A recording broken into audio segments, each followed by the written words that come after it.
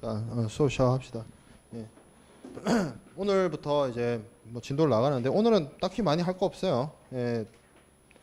그 책에 이제 1장부터 시작해서 6장까지가 이제 무역의 어떤 개념이나 무역의 종류, 그리고 무역 절차, 무역에 대한 관리, 뭐 시장 조사 이런 내용들이 이제 1장에서부터 6장까지가 있는데, 이 부분이 사실 무역학 개론하고 많이 겹치는 부분이기도 하고, 그렇게 또 책에 있는 분량에 비해서 그렇게 그 중요성이나 이런 게 떨어지기 때문에 주요한 내용들은 이제 7장에 있는 무역계약 성립부터 이제 좀 제대로 나갈 것이고, 오늘 하는 내용은 뭐 책에 있으니까 그냥 통으로 스킵하기에는 좀 애매해서 간략하게 이제 소개하고 개념적으로 이런 것이다 라고 설명하고 넘어가도록 하겠습니다. 무역학 개론 들었던 친구들은 뭐 복습한다는 생각으로 한번 들으면 될 거고,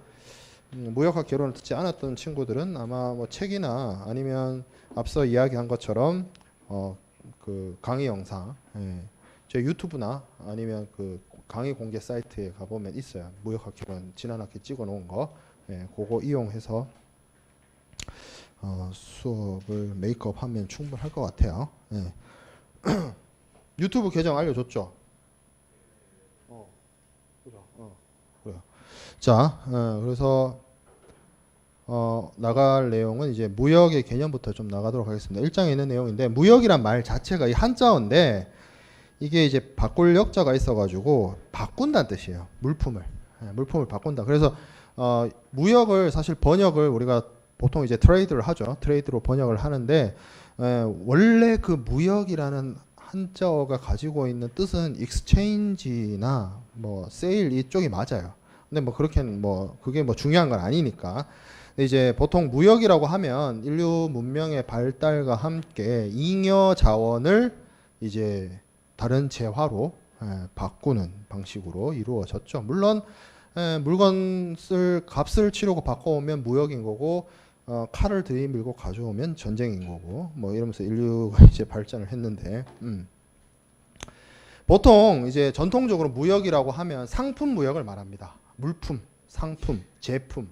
이제 뭐 회계에서는 그걸 물품, 상품, 제품을 다 구별하죠. 그 의미 좀 다르게 보죠. 근데 이제 무역에서는 그냥 그 물품을 거래하는 것을 이제 무역이라고 하는데, 현대적으로 와서는 그 물품 외에도 눈에 보이지 않는 어떤 서비스라든지 아니면 자본이라든지 아니면 이제 물건일지라도 전자적 형태의 무체물, 소프트웨어 같은 거, 그런 것들의 거래도 무역입니다. 대무역법에서 이제 무역으로 보고 있어요. 관세법은 아니지만.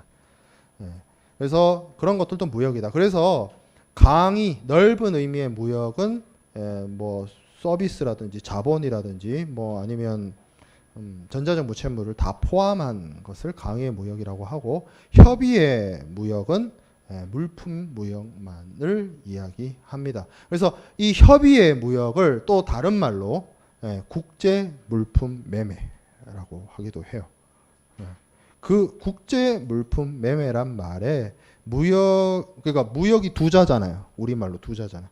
국제 물품 매매는 여섯 자잖아요. 이 두 자를 여섯 자로 만들면 국제 물품 매매가 돼요. 그러니까 국제 물품 매매가 무역이에요. 무역이 국제 물품 매매고. 근데 이렇게 얘기하면 좀 틀린 말이지. 왜? 무역에는 강의의 무역이 있고 협의의 무역이 있다고 그랬죠. 협의의 무역만, 물품을 대상으로 하는 이 협의의 무역만 국제 물품 매매입니다. 그래서 우리 책 이름이 무역 실무잖아요. 이거 책 이름을 6자로 바꾸면, 아니 8자로 바꾸면 국제 물품 매매 실무예요. 이 책은 뭐다? 그러니까 협의의 무역, 물품 무역에 대해서만 다루고 있는 책이다라는 겁니다. 자, 그러면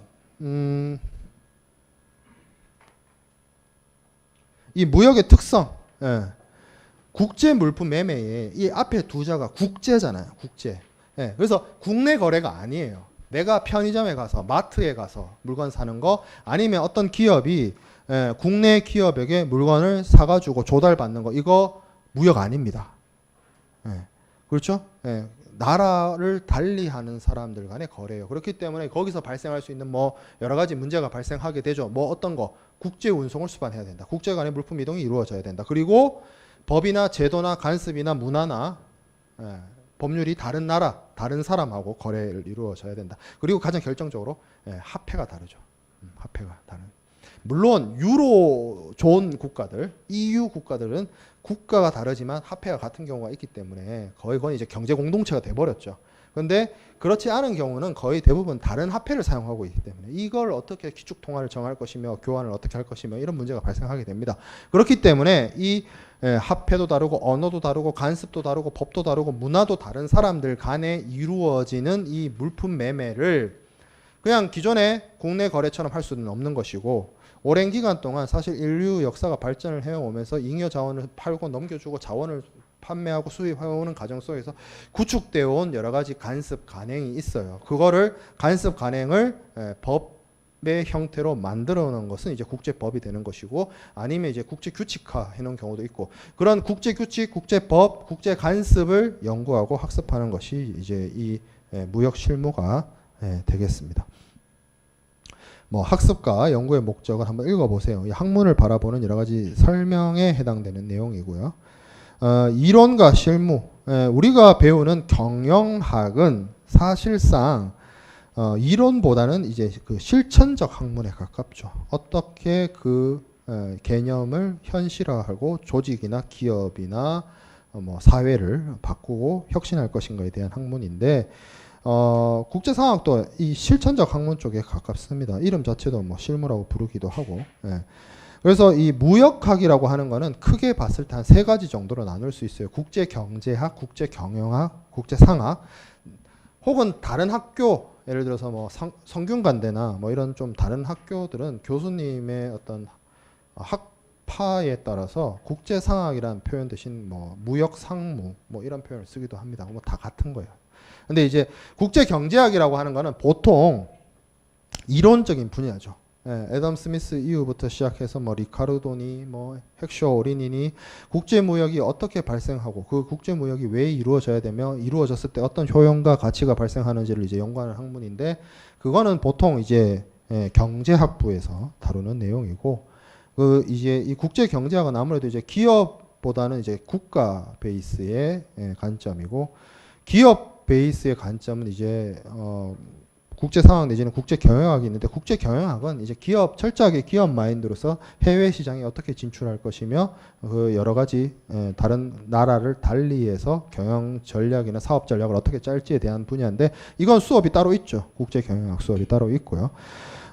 국제상학은 그렇게 외국에 진출해가지고 외국의 지사나 뭐 합작 투자를 했을 때 물품을 어떻게 이동하고 물품을 어떻게 판매하고 어떻게 수입해 올 것이며 어떤 방식으로 운송하고 할 것인지 그런 방법론적인 이야기입니다. 그래서 그 제도나 간섭이나 간행을 살펴본다는 거죠. 자, 그래서 이 무역 실무 특히 국제상학은 프로세스예요. 일종의 프로세스예요. 그러니까 쉽게 말해서 수출하고 수입하는 프로세스입니다. 그 프로세스를 어떻게 진행하느냐, 스텝을 어떻게 밟아 나갈 것이냐의 문제인데 사실 중요한 부분은 우리가 뒤에서도 제가 수업에서 강조하겠지만 가장 이러한 물품을 사고 파는 데 있어서 중요한 부분이 계약을 어떻게 체결하냐입니다. 계약을. 그래서 이 무역 실무의 범위를 좀 나눠보면 계약과 관련된 부분, 무역 계약 체결과 관련된 부분, 그래서 그렇게 계약이 체결됐을 때 물건을 사고 파는 계약이 체결됐을 때 이거를 어떻게 이행하느냐. 이행의 문제도 있어요. 그리고 이 이행이 정상적으로 이루어지거나 혹은 정상적이지 않게 끝나면 무역 계약이 종료되겠죠.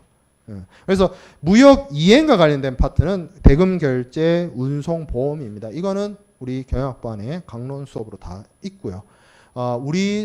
오늘 우리 이번 학기에 저와 같이 공부하게 될 국제상학은 이행도 이행이지만 계약 성립하고 그리고 뭐 이행도 배우긴 배우겠죠. 그리고 무역계약 종료 저런 쪽에 포커스를 맞춰서 학습을 진행할 생각입니다. 그래서 이제 다음 주차 강의 자료로 넘어가 볼게요. 나머지 부분은 한번 읽어보면 될 것 같고요.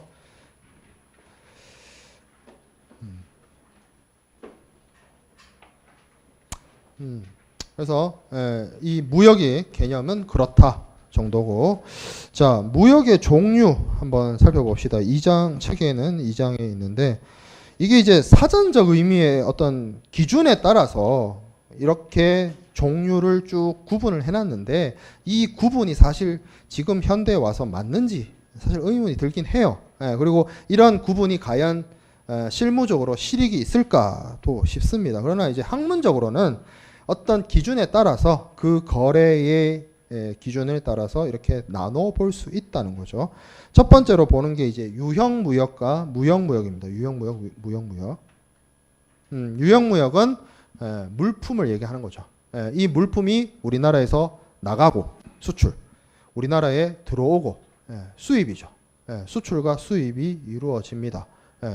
이게 실체가 있는 물건이 나가고 들어가기 때문에 그 실체가 있는 물건을 관리 감독합니다. 그래서 절차를 밟아요. 그걸 이제 관문을 통과한다라고 해서 통관이라고 합니다. 통관. 통관.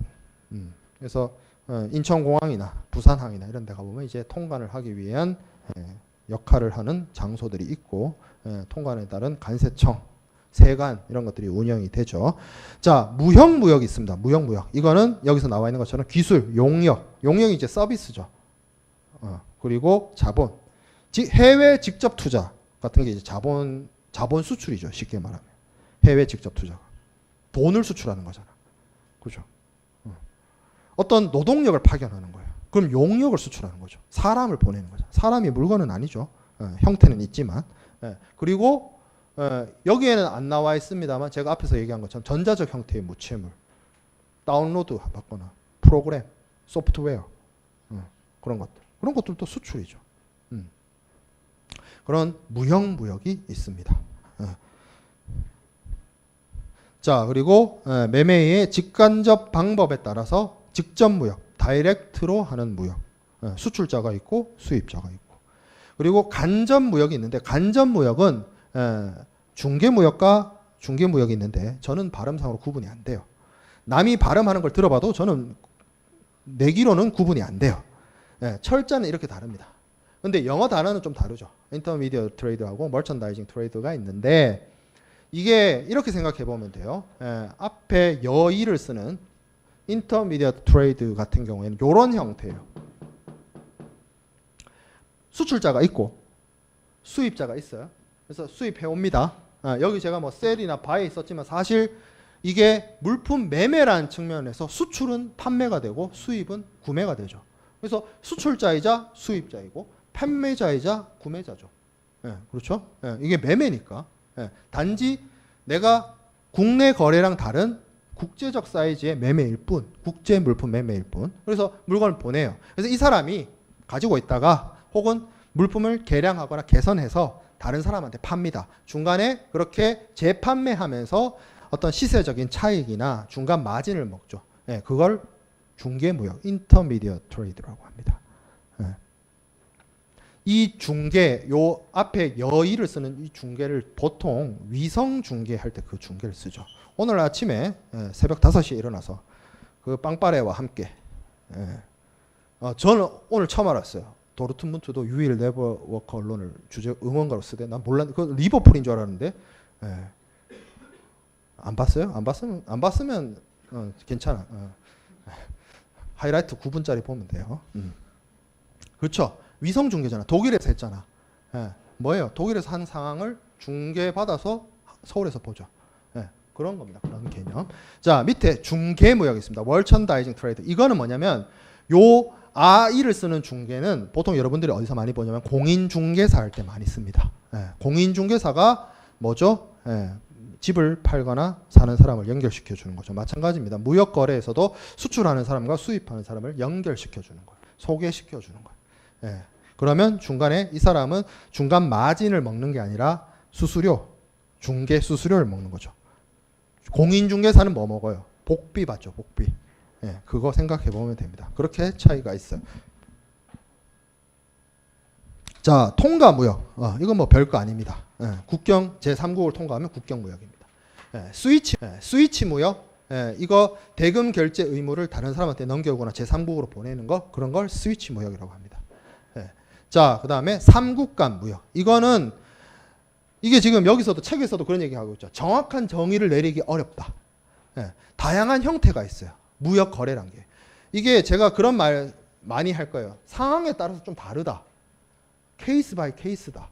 예, 실질적으로 이게 무역이라는 학문을 배우지만 우리가 실질적으로 각 기업들이 각 국가와 각 기업들이 여러 가지 형태의 수출과 수입을 합니다. 그거를 정형화 시켜놓고 어떤 표준화 시킨다는 것 자체가 좀 어려워요. 예, 그래도 얘기해 볼 수 있는 거는 이 삼국 무역이란 건 뭐냐? 수출입을 하는데 제3국이 있어요. 예, 뭐 이런 경우 있죠. 예, 한국에 있는 어떤 전자업체가 베트남이나 중국에 있는 공장에서 물건을 만들어서 수출을 합니다. 그런데 수입은 미국에서 해요. 그러면 수출상은 한국에 있고 수입상은 미국에 있고, 근데 물건은 베트남에서 미국으로 가는 뭐 그런 형태들 많죠. 예, 더 늘어날 겁니다 앞으로. 예, 더 많이 늘어날 거예요. 뭐 인건비나 고정 비용의 증가로 인해서 해외 생산 기지를 뭐 이전하는 게 거의 뭐 확산되고 있기 때문에 우리나라도 그런 부분에 있어서 그런 형태가 나타난다라는 거죠. 뭐 그게 꼭 그런 형태를 나타내는 것이 아니라 그런 식으로 이제 삼국이 관여되어 있는 형태를 삼국간 무역이라고 합니다. 자, 그다음에 수출입 연계에 따른 분류가 있습니다. 수출과 수입이 연계된다. 근데 이 연계된다는 말은 수출을 했으니까 수입한다 그 뜻이 아니에요. 그냥 수출했고 수입하고 이거는 그냥 서로 간에 쌍방 간에 이루어지는 당연한 것인데, 하나의 수출 수입이 있었는데 이 하나의 수출입 때문에 다른 수출입이 연계되는 거, 링크가 걸리는 거를 연계무역이라고 합니다. 대표적으로 뭐 물물교환이죠. 물물교환.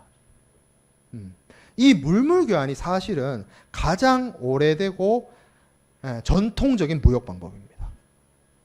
그렇잖아. 나는 사냥을 잘해. 고기가 남았어. 쟤는 농사를 잘 지어. 그래서 고기하고 밀을 바꾼다. 근데 보통 그렇지는 않았겠죠. 사냥을 잘하는 놈이 칼을 들이밀고 줘 이랬겠죠. 그러면서 인류 문명이 발전했겠죠. 신석기 시대 때. 뭐 너무 많이 올라갔고 어쨌든. 근데 사실 따지고 보면 우리는 당연하게 여러분들이 지갑 속에 있는 지폐 혹은 신용카드로 거래를 하는데, 인류 역사 뭐 5,000년, 8,000년 뭐 이 역사를 한번 생각을 해보면 지폐라는 것을 거래의 단위로 기축 통화로서 사용한 게 생각보다 오래되지 않았어요. 불과 1-200년? 그럼 그전에는 뭐 했어요? 실물 화폐를 썼죠. 금, 은. 아니면 좀 선진적으로는 어음 같은 거. 어음 같은 거. 아니면 쌀. 동아시아권, 뭐 한국이나 일본 같은 경우는 쌀을 화폐 기준으로 삼기도 했죠. 그리고 그보다 더 나가면 물물 교환을 했단 말이에요. 지금 현대에도 물물 교환이 이루어집니까? 잘 안 이루어지죠, 당연히. 근데 간혹 가다 일어나요. 간혹 가다가. 제가 그거 어디서 본 적이 있는데, 그것도 한 70년대, 1970년대 뭐 그런 때였던 것 같아요. 이란이었나? 뭐 중동 쪽 국가였어요. 정확하게 기억이 안 나는데, 이제 저기 수출자는 정확하게 기억나. 스웨덴. 스웨덴이 그 중립국인데, 이제 스웨덴으로부터 전투기를 사오는데, 이쪽 이 중동 쪽 국가가 지급 능력이 없어서 뭘로 샀냐면 닭으로 샀어요. 같은 날개가 달려 있다고 하지만 전투기 한 대하고 닭 한 마리가 상호 교환이 안 되겠죠. 그래서 전투기 한 대를 위해서 닭이 한 몇천 마리가 죽었어요. 뭐 그런 물물 교환. 그러니까 드물단 케이스지. 근데 드물다는 거지. 그런 거 잘 안 일어난다는 거죠. 그게 이제 바터 트레이드, 물물 교환이란 거고.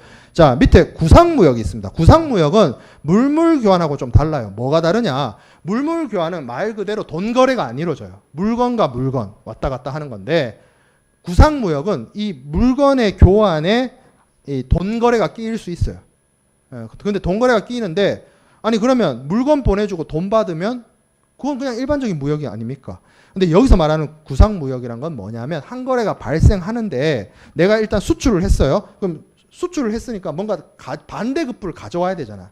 이 반대급부를 어떤 물건으로 가져오는 것이 아니라 뭐 어떤 제3국으로 보내서 거기를 통해서 돈을 받는다든지 뭐 그런 형태, 구상권을 행사해서 여기서 말하는 구상이란 건 구상권, 내가 대금을 회수할 수 있는 권한을 넘긴다. 뭐 이런 식으로 해서 대금을 받아오는 걸 말합니다. 이때 사용되는 게 여기 특수신용장이라 해가지고 동시발행신용장, 기탁신용장, 에스크로우, 토마스는 일본에서 전신보호로 쓴 거 토마스 신용장이고 이런 것들이 있는데 이거는 뭐 사실 지금 단계에서 지금 첫 시간에 신용장에 대해서 알 필요는 없는 것 같고 이런 특수 신용장이 사용됐다 정도로만 이 에스크로우란 말이 지금도 쓰이잖아요. 기탁, 신탁 뭐 그런 뜻이잖아요. 그러니까 물건을 수출해가지고 대금을 받아와야 되는데 그걸 다른 방식으로 기탁해가지고 뭐 넘기고 뭐 받고 뭐 이런 등등의 거래를 했다라는 걸 말합니다.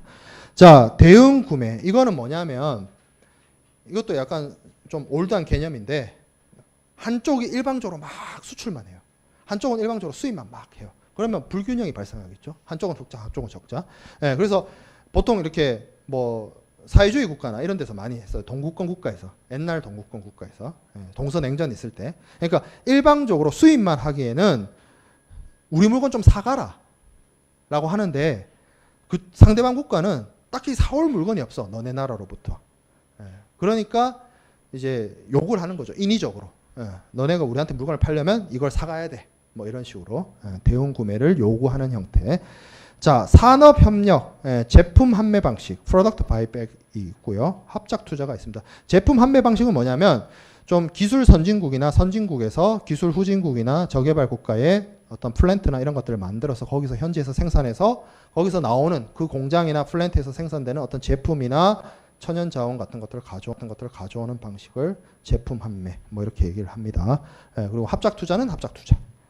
이거는 뭐 기업의 직접 투자로서 현지의 현지 자본이나 이런 것과 합세해서 합작 회사를 설립하는 형태. 많이 있죠. 우리나라에도 합작 회사 많이 들어와 있고 그 합작 회사가 이제 뭐 그 경영권을 변경을 해가지고 독자적인 회사가 되기도 하고 뭐 하는 경우가 많이 있습니다. 자, 그리고 각서 무역은 국교가 정상적으로 이루어지지 않은 나라들 사이에서 뭐 이루어졌다. 개념적으로는 그렇고요. 자, 상계 무역은 지금도 많이 쓰입니다. 옵셋 트레이드. 저거는 지금도 해요. 뭐냐? 상계, 회계적으로는 상계가 뭐죠? 주고받을 거 있는 거 퉁치는 거죠. 근데 그런 뜻은 아니고 여기서 말하는 상계 무역이라는 건 예를 들어서 어떤 특정한 나라가 다른 나라로부터 전투기나 어떤 비싼 물건을 사올 때 그 반대급부로서 기술 이전이나 아니면 부품의 국산화 이런 것들을 요구하는 겁니다. 가장 대표적인 게 여러분들 알만한 게 KTX죠. KTX. KTX가 원래 프랑스 떼제베죠. 그래서 프랑스 떼제베로부터 우리가 사올 때 기술 이전을 요구했고 기술 이전을 받아서 만든 게 KTX 산천이죠. 그렇습니다. 그런 식이에요. 돈 줄게 기술 줘. 뭐 이런 거예요. 그 요구를 하는 겁니다. 프랑스의 실수였어요. 그렇게 기술 넘기는 게 아니었어. 그렇죠? 자, 가공 방식에 따른 분류. 수탁 가공 무역이 있고 위탁 가공 무역이 있습니다. 이 말 그대로예요. 수탁 뭐예요? 받는 거예요. 받을 수. 받아서 만들어서 무역하는 거. 위탁 가공 무역은 반대겠죠. 위임하다는 뜻이죠. 물건을 맡깁니다. 누구한테. 그래서 그 친구가 물건을 만들어서 수출하거나 내가 가져오거나 하는 형태의 위탁 가공 무역. 자, 위탁 판매 수출, 수탁 판매 수입. 이것도 마찬가지겠죠. 내가 위임해요. 그래서 그 친구가 팔아요. 내가 파는 게 아니고. 반대로 내가 부탁을 받아요. 가져와. 그래서 내가 우리나라에서 팔아. 그런 거. 수탁 판매 수입. 물품의 판매 방식에 따른 분류다. 자, 동서무역과 남북무역이 있는데 이건 정말 옛날 용어입니다. 동서무역은 사회주의 국가와 자본주의 국가. 남북무역은 선진국과 후진국. 동서진영, 동서냉전. 그리고 남북무역은 북반구에 선진국이 많고 남반구에 후진국이 많아서 이렇게 용어가 붙었는데 이게 의미가 없는 용어가 됐습니다. 자, 플랜트 수출은 공장 설비나 기계, 장치 뭐 이런 것들을 수출을 하는 것을 플랜트 수출이라고 하고요.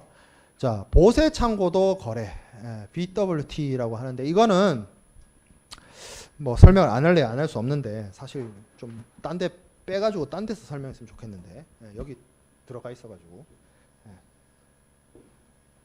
자 여기 보세란 말을 많이 씁니다. 우리가 일상생활에서 보세 남대문 가면 많아요. 남대문 가보면 보세 시장 뭐 이렇게 되어 있죠. 얼마 전에 저도 갔다 왔어요. 거기 가보면 뭐 위스키 같은 거 싸게 팝니다. 제가 요새 다이어트 이후에 제가 작년에 한 25kg 정도 뺐거든요. 근데 이제 한 반년 걸렸어요. 한 반년 걸려서 그렇게 뺐는데 다이어트 하는 동안은 술을 안 마시다가 강조하지만 술 마시면서 다이어트 하겠다는 것처럼 멍청한 짓이 없어요. 절대 양립 안 됩니다. 운동을 안 하고 다이어트를 하겠다. 그럴 수 있어. 식단 조절 안 하고 다이어트 하겠다. 하려면 할 수 있어. 운동을 너무 빡세게 해야 돼서 그렇지. 근데 술을 마시면서 다이어트 하겠다. 절대 불가능합니다. 1년이 걸려도 2년이 걸려도 3년이 걸려도 술 마시면서 다이어트는 할 수는 없는 거예요. 차라리 밥을 먹어요. 그죠? 그래서 술을 안 먹다가 이제 뭐 유지하고 있는데 맥주를 마시면 우리 소확행이잖아. 집에 가서 자기 전에 맥주 한 잔 하는 게 소확행인데 맥주가 문제가 뭐냐면 배불러요. 칼로리가 높아. 그래서 제가 주종을 바꿨어요. 아주 현명한 선택이라고 생각하고 있어요. 개인적으로. 위스키로 바꿨어요. 근데 위스키는 좀 비싸죠. 문제가. 근데 제가 최근에 남대문에 가니까 던전이라는 데가 있어. 거기에 보세 주류를 팝니다. 제가 샀어요. 마트나 이런 데 백화점에 가보면 한 99,000원에 파는 술이 거기 한 6만 원에 팔아요. 아는 친구들은 알 거야. 있어요. 개인적으로 물어보면 어딘지 알려줄게요. 아니 나한테 묻지 않아도 네이버 같은 데 검색하면 다 나와.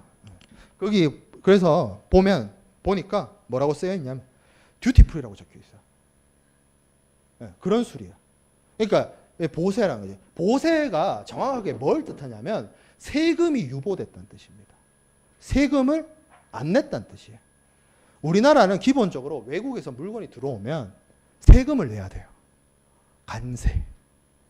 그리고 부가가치세. 10% 부가가치세. 무조건 내도록 되어 있습니다. 예외 없이. 물론 예외 있어요. 뭐 있어. 그 부가가치세 면세품 뭐 있어. 뭐 물, 석탄, 뭐 이런, 연탄, 뭐 책, 뭐 이런 거 몇 가지 있어. 그건 뭐 우리가 부가가치세법을 공부하는 게 아니니까. 그게 중요한 게 아니고, 뭐 수유를 수입해 오면 주세. 그리고 뭐 150만 원 이상의 가방, 뭐 사치품, 특별소비세, 뭐 등등등의 세금을 냅니다. 그 세금 안 내고 수입해 올 수 없어요. 무조건 세금을 냅니다. 근데 그러면 외국에서 우리나라로 들여오는 물건에 대해서 왜 세금을 붙입니까? 왜? 우리나라에서 사용 소비되기 때문입니다. 그 이유는 그거예요. 우리나라에서 사용 소비되기 때문에. 우리나라에서 만들어서 우리나라에서 직접 국산품 있죠. 국산품도 기본적으로 부가가치세 내거든요. 그럼 우리나라에서 만들어서 우리나라에서 사용되는 물품에도 세금을 부과하니까 당연히 외국에서 우리나라 들어오는 물품도 세금을 붙입니다. 왜? 우리나라에서 사용 소비될 거기 때문에. 근데 이런 경우가 있어요. 우리나라에 들어왔는데 우리나라에서 사용 소비 안 되고 다시 나간다거나 하는 경우가 있을 수 있습니다. 그러면 그때는 우리나라에 들어왔지만 세금을 안 내고 들어왔다가 다시 나가요. 그러면 우리나라 영토 아니지만 세금을 안 내도 되는, 여기까지 들어왔으면 세금 안 내도 되는, 여기서 더 들어가면 세금 내야 되는 그런 한 중간 단계가 있어요. 그게 보세구역입니다. 보세구역. 세금이 유보된 지역이란 거고, 여기 지금 나와 있는 앞에 본디드 웨어하우스라고 하는 보세 창고는 그런 물품들이 모여있는 창고를 뜻해요. 그러면 여기가 왜 중요하냐? 거래를 할 때 이런 거래가 있어요. 보통 무역은 수출자가 있고 수입자가 있고 판매자가 있고 구매자가 있는데, 이 보세 창고도 거래는 뭐냐면 외국에 수출하는 사람이 우리나라로 수입자 없이, 사는 사람 없이 보내요. 일단 어디로? 보세구역으로. 그럼 뭐 뭔가 수요가 있겠죠. 어차피 이거는 한국에서 팔릴 물건이야 하고 보내요. 보내면 이 물건을 사고 싶은 사람이 이미 우리나라 와 있죠. 그래서 가보고 점검해보고 사는 경우. 그러니까 물품 운송이 먼저 이루어지고 매매 계약이 체결돼서 물품이 팔리는 그런 형태를 보세 창고도 거래라고 합니다. 이렇게 하면 좋은 점이 수입자 입장에서는 요게 돼요. 현품을 확인하고 살 수 있어요. 왜? 일반적인 무역 거래는 내가 오더를 주면 주문을 하면 거기서부터 오잖아. 제조에서 오잖아. 내가 우리 돈을 다 주고 계약 이행을 하고 나서 물건을 받았을 때 물품을 확인할 수 있는데 보세 창고도 거래는 이미 우리나라에 와 있기 때문에 내가 가서 확인하고 물건 주고 물건 사오고 대금 주고 수입 신고해서 가져오면 됩니다. 그런 거래를 보세 창고도 거래다라고 합니다. 이게 왜 여기 중간에 이렇게 끼어 있는지 잘 모르겠어요. 자, 녹다운은 완제품 수출을 하는 것이 아니라 중간재를 수출해서 거기 현지에서 최종적으로 조립을 하게 하는 것을 말하고요. OEM은 너무나 유명하죠. 주문자 표시 부착, 주문자 상표 부착 방법. 뭐 여러분들 많이 보죠. 뭐 신발이나 이런 것들 OEM 많이 하죠. 우리나라는 이제 OEM을 받던 나라에서 OEM을 주는 방식으로 많이 바뀌었죠. 그런 나라로. 자, 그다음에 무역 거래의 절차가 있습니다.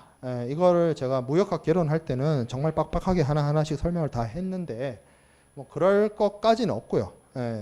왜 그러냐면 요 프로세스에 등장하는 여러 가지 용어들 있죠. 뭐 청약이라든지 승낙이라든지 계약 체결이라든지 뒤에서 나오게 될 신용장이라든지 이런 것들에 대해서 자세하게 그 개념에 대해서 우리가 한 학기 동안 학습을 할 거기 때문에 지금은 용어보다는 이런 프로세스다 라는 거 알고 넘어가도록 합시다. 수출 절차입니다. 수출하는 사람이 하는 절차겠죠. 기본적으로 우리나라는 무역업이 허가제가 1984년에 신고제로 바뀌었어요. 그래서 자유롭게 할 수 있습니다. 하지만 국가가 이제 무역을 관리하는 필요성에 의해서 한국무역협회가 수출입업을 하는 무역업을 하는 사람한테 고유 번호를 부여하고 있습니다. 저거 받아서 이제 무역업을 하면 되는 거고요. 그 다음에 이제 계약 체결이 이루어져야 되겠죠. 무역 계약 체결, 국제 물품 매매 계약 체결은 주로 거래 제의를 하는 청약자의 청약과 상대방의 승낙으로 계약이 성립이 됩니다. 이 계약 성립과 관련돼서는 우리가 다음 주에 엄청 자세하게 공부할 생각이고요. 그렇게 해서 계약이 성립이 되면 준비를 해야겠죠. 물품을 보낼. 그래서 수출 승인을 받고 필요한 경우에 물품을 확보해서 물건을 만들든지 해가지고 물건을 보냅니다.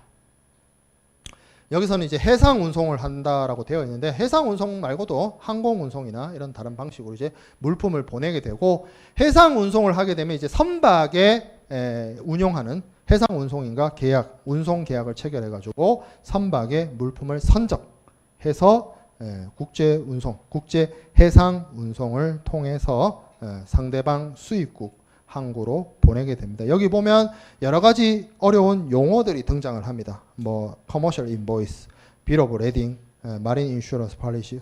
커머셜 인보이스는 상업 송장을 말하는 것이고 빌 오브 레딩은 선화증권을 말하는 것입니다만 이런 것들은 이제 뒤에서 하나하나씩 좀 자세히 살펴볼게요. 거기 가서 국제 운송 파트나 무역 계약 조건의 파트에 가서 자세히 들여다보도록 하겠습니다.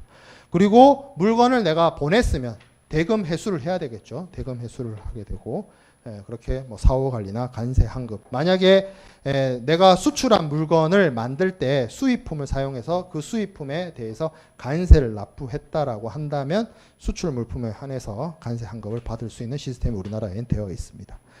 자, 반대로 수입 절차 있습니다. 수입 절차. 당연히 먼저 계약 체결하고 수입 승인을 위한 요건 확인을 하고 그리고 대금 결제를 위해서 여기서는 절차상으로 신용장 개설이라고 되어 있는데 무역 결제를 위한 여러 가지 방법 중에 하나예요. 신용장은 꼭 신용장을 안 써도 무역 거래할 수 있습니다. 그리고 잘 안 써요 요새. 옛날에는 신용장을 많이 썼는데 요새는 신용장 외에 뭐 단순 송금 방식을 더 많이 사용하고 있습니다. 그래서 대금 결제를 하고 그래서 물품이 도착하면 육지에 내려서 수입 통관하는 방식으로 수입이 이루어집니다. 수출 절차와 수입 절차에 해당되는 여러 가지 계약 체결, 대금 결제, 국제 운송, 보험 이런 파트들에 대해서 이제 한 학기 동안 우리가 자세하게 공부하게 될 겁니다. 자, 그다음에 무역 거래의 주체, 무역업자, 수출업자, 수입업자. 이 사람들이 이제 무역업을 하는 사람들이죠. 옛날에는 뭐 전문 무역 상사, 무역 상사, 무역 종합 상사. 옛날에 그런 게 있었어요. 제가 한국 드라마는 좀 잘 안 봐서 정확하게 잘 모르겠는데 미생이라는 드라마 있었잖아요. 그 만화도 있었고 원작 만화도 있었고 거기 보면 그 회사가 무역 회사라며. 그죠? 근데 그런 형태의 그러니까 무역업을 대리해주는 다른 사람의 물품을 대리해주는 그런 형태의 종합무역 상사가 예전에는 엄청 많았어요. 왜 그러냐면 그게 예전에 1984년 이전에 우리가 무역 허가제이던 시절도 있었고 그 이후에도 약간 이 정보의 비대칭이나 이런 것들 있죠. 예를 들어서 내가 무역업을 하고 싶어. 근데 내가 뭐 아는 사람도 없고 아는 루트도 없고 아는 뭐 구매자도 없고 내가 그 나라에 대한 정보도 하나 없어. 그럼 어떻게? 무역업을 원래 많이 하거나 잘 아는 사람한테 부탁해가지고 할 수 있잖아. 그게 그런 필요에 의해서 종합무역상사나 이런 전문무역상사들이 있었거든요. 근데 지금은 2019년도에는 어때요? 지금 여기 앉아있는 100명 중에도 최소 절반 이상은 해외 직구 한 번씩은 해봤잖아. 그것도 무역이에요. 어떻게 보면 소매용이지만. 그렇잖아. 정보가 많아졌단 말이에요. 인터넷이나 이런 것들을 통해서. 통신의 수단, IT의 발전으로. 그래서 이런 식으로 남의 물건을 대리해서 수출입하는 의미, 사업 자체가 의미 없어졌습니다. 예전에 이런 기업들이 다 전부 다 종합상사, 전문무역상사였어요. 근데 여기 가만 보면 얘네들이, 이 기업들이 실질적으로 무역업을 주종으로 하지 않아요. 삼성물산, 레미안이잖아. 건설업이 메인이에요, 여기. 그렇죠. SK네트워크스. 메인 사업이 뭐예요? 주유소. 주유소. 그렇잖아. 다 이런 식으로 바뀌었어요. 시대가 바뀌었다는 거죠.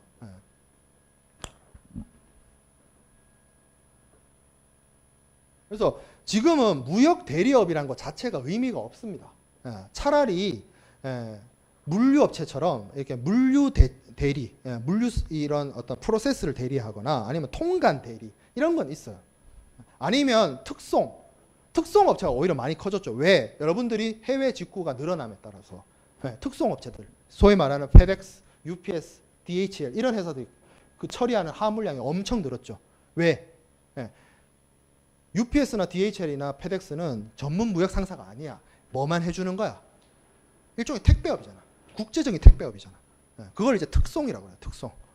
그런 업체들의 역할이 커졌습니다. 이게 그런 식으로 흐름이 많이 바뀌고 우리나라 같은 경우에도 여러분들이 직접 많이들 하겠지만 예전에는 외국에 수입 물품을 가져오는 것이 굉장히 루트가 없었고 구하기 힘들었어요. 여기 보면 오퍼상이라는 거 있죠. 오퍼상.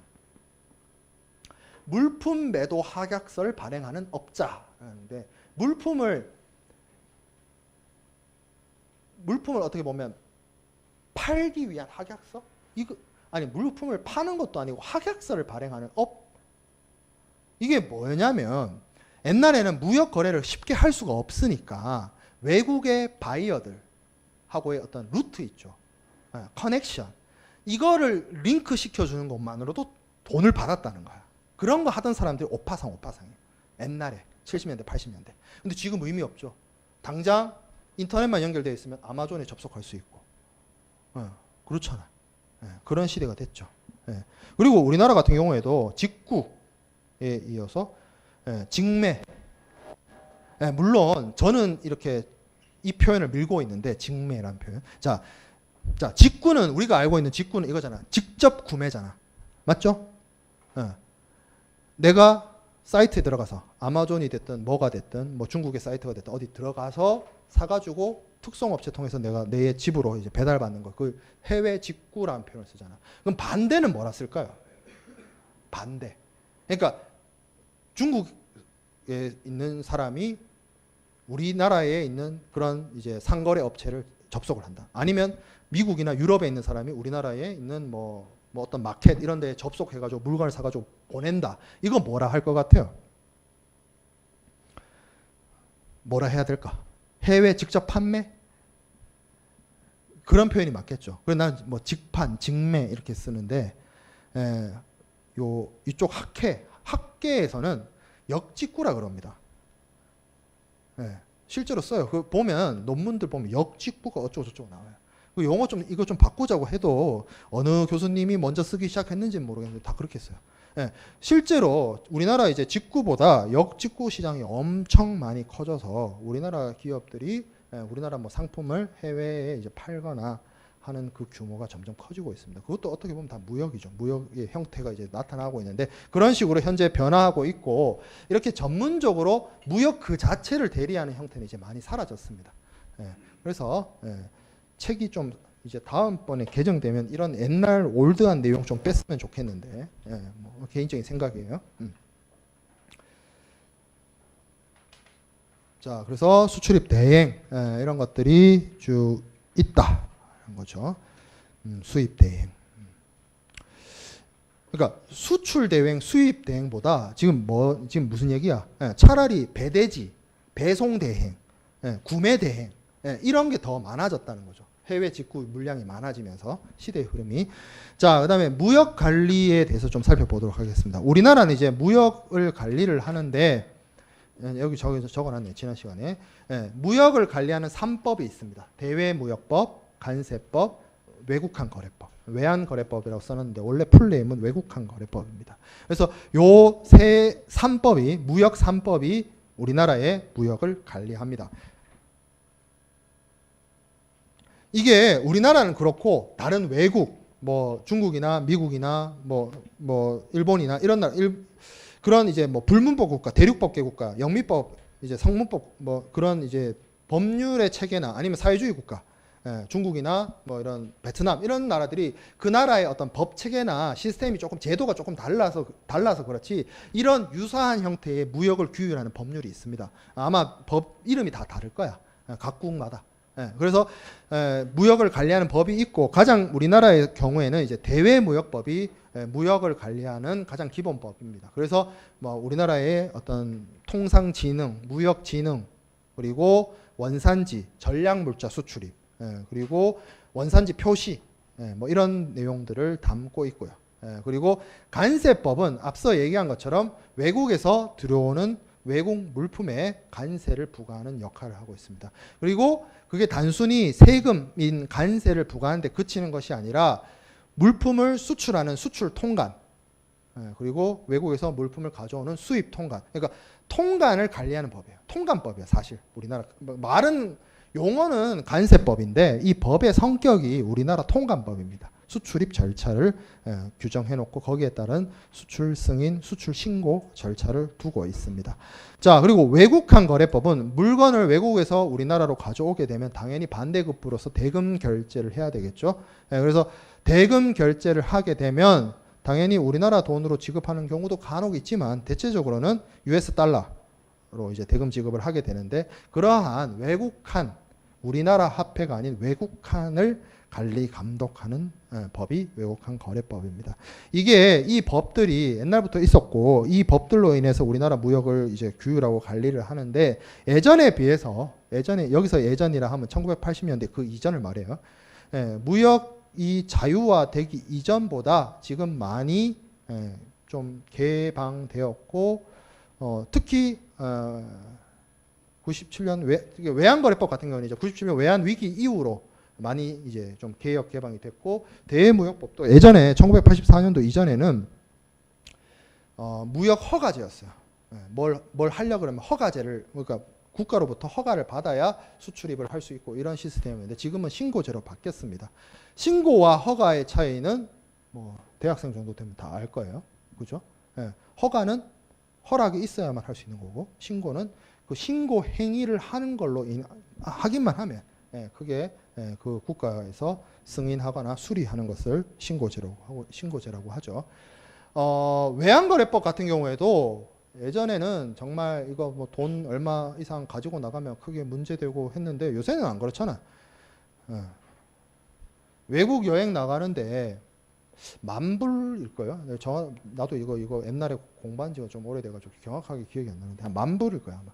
만불까지는 괜찮아. 만불 이상 들고 나가면 얘기해야 돼. 이만큼 들고 나갑니다. 예.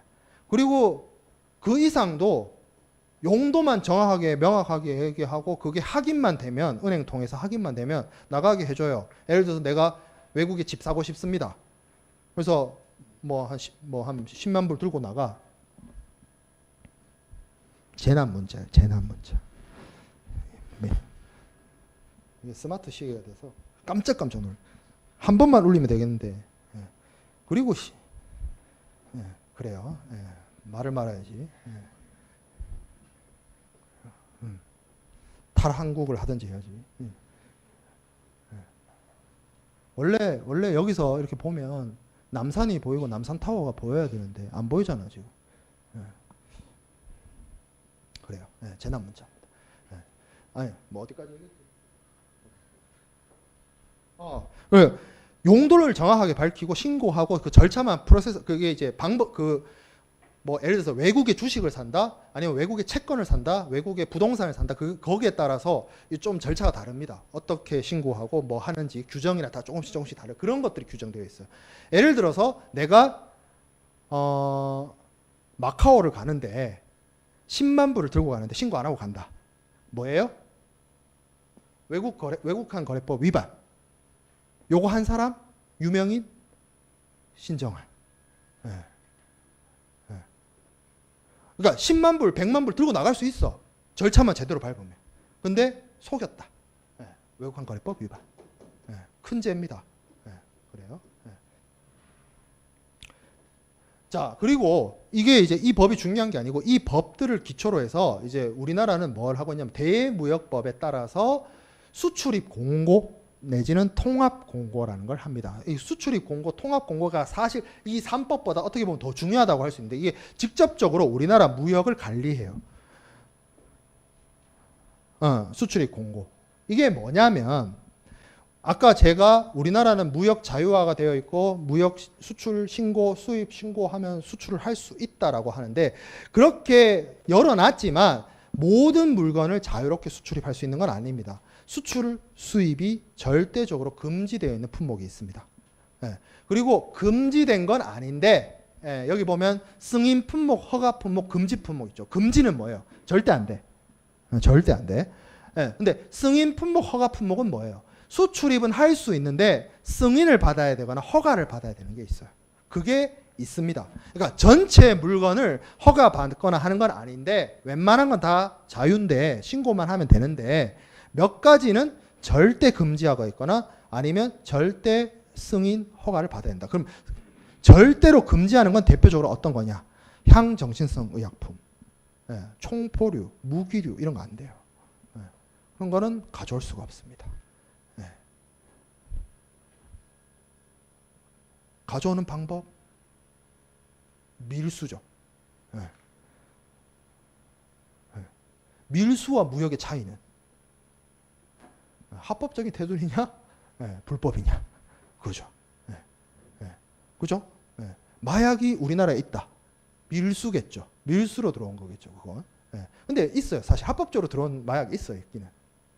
혹시 알려는 모르겠는데. 어디 가면 있냐면 중대병원에 가면 있을걸. 의약용 목적으로 사용하는 진통제에 마약과 같은 향정신성 의약품 유의 진통 완화제가 있습니다. 그거 쓰려면 암 한 말기 오늘 내일 하시는 분 위해서 의사 처방이 있어야 식약청에 보고하고 사용할 수 있어요. 그런 거는 정식으로 들어옵니다. 그건 이제 합법적인 수입 루트고 그렇게는 들어와요. 자, 총포류도 사실 수입하죠. 어디가? 방위사업청이 수입하죠. 민간인은 수입 못하지만 방위사업청은 수입해오죠. 국방부. 자, 그러면 승인 품목이나 허가 품목에는 어떤 것들이 있느냐? 앞서 제가 이제 병원 얘기를 했는데 우리나라 같은 경우에는 의약품, 식품 의약품의 경우에는 반드시 식약청의 검사를 받아야만 수입해 올 수 있습니다. 여러분들 건강보조식품, 약품, 화장품 이런 거 성분 검사 다 받아야 됩니다. 나는 해외여행 놀러 가가지고 면세점에서 화장품 사왔는데 그거는 여러분들 혼자 쓰고 말 거니까 국가가 뭐라 안 하는 거예요. 그런 거 많아요. 여러분들 왜 있잖아. 우리나라 면세점에서 화장품 이런 거 잔뜩 사가지고 이미그레이션 통과하면서 액체류 빼고는 다 뜯죠, 포장을. 물품 받아서. 그리고 어떻게? 캐리어나 가방에 넣죠. 그리고 해외 여행하는 동안 가지고 다니죠. 그러고 나서 다시 돌아오죠. 그거 추적하려면 추적합니다. 그죠? 근데 왜 안 해? 600불 면세 한도를 안 넘기도 하거니와 그거 일일이 잡아서는 우리나라 세관 그 관세청 공무원만으로 해결 안 될걸요? 그거 일일이 다 잡으려고 그러면. 그래서 그냥 넘어가는 거지. 원래는 그렇게 하면 안 되는 거죠, 원칙은. 그래서 여러분들이 개인적으로 사오는 뭐 화장품, 약, 저도 최근에 뭐 일본에 갔다가 일본에서 소화제 같은 거 사왔어요. 그런 거 상관없어요. 근데 여기서 승인을 받아야 되고 허가를 받아야 되는 건 뭐야? 상업적인 용도. 내가 우리나라에서 판매를 하기 위해서 가져오는 식품, 의약품 무조건 검사 다 받아야 돼요. 그걸 해야 수입을 해줍니다. 그런 식으로 예전에는 철저하게 우리가 수입을 검역하고 검사하고 허가를 하고 이렇게 관리하던 것이 지금은 바뀌어서 특정한 품목에 대해서 제한적으로 관리 감독을 하고 있고 그런 관리 감독을 하도록 하고 있는 내용이 이 대외무역법에 따라서 수출입 공고를 통해서 이루어지고 있습니다. 저기 지식경제부 장관이 아니죠. 저거 바뀌었죠. 산업통상자원부 장관으로 바뀌었죠.